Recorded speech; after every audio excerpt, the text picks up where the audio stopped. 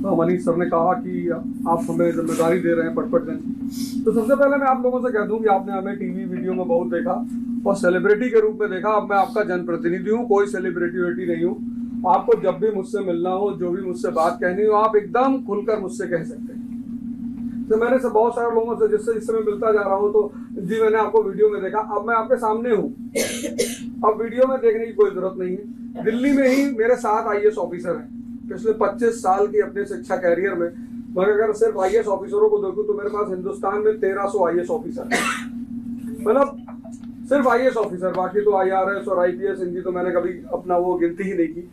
और शिक्षा एक ऐसी चीज है जो किसी भी समाज, आप जब भी किसी समाज का इतिहास पढ़ेंगे तो आप आज ही देखिए दुनिया में जितने देश परेशान हैं उनकी शिक्षा व्यवस्था ही परेशान है।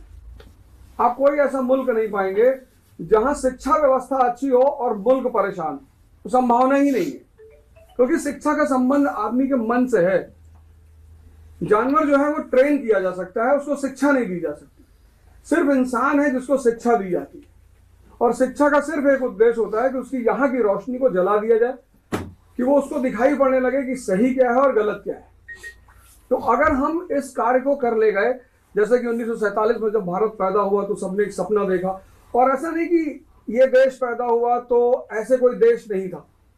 1787 में अमेरिका भी पैदा हुआ, हमसे बुरी हालत थी उसकी, 13 राज्य थे उसके पास, और सब झोपड़पट्टी स्लम एरिया, ये हालत थी 1787 में। लेकिन उन्होंने अपनी शिक्षा पर ध्यान दिया और 1945 में विश्व की शक्ति बन गए। और राजनीति में जो है वो जनता ही राजा होती है। मैं तो आपका प्रतिनिधि हूं। हमारा जो संविधान है उसमें यही लिखा, जो प्रस्तावना है, जो पहला पेज है उसमें यही लिखा हुआ है, we the people of India solemnly resolve, हम भारत के लोग। तो ये जो आप बैठे हैं, इस देश के असली राजा आप हैं, सत्ता आपको दी गई है, और आपको इस सत्ता के साथ यह अधिकार दिया गया है कि आप जिनको चाहें उसका अपना प्रतिनिधि चुन सकते हैं।